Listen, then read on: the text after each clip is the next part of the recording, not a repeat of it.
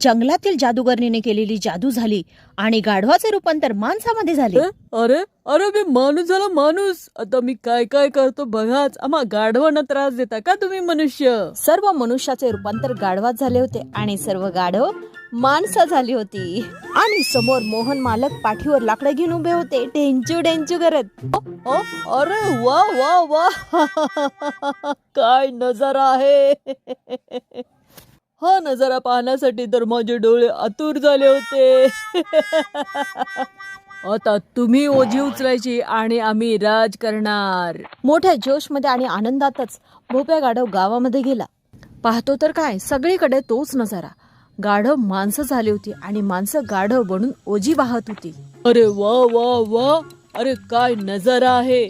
आता सर्व गाढवांच्या आयुष्यात सुखच सुख असेल आणि त्यांचं आयुष्य आनंदात व्यतीत होईल. अरे वा, आता येईल खरी मजा.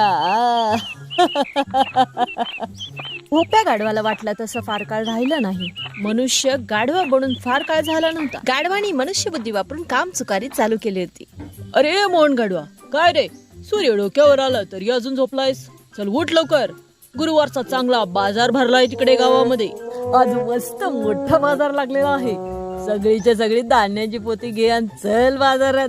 चांगले पैसे कमवतो आज. मालक, मी तुमच्या बरोबर बाजारात आलो असतो.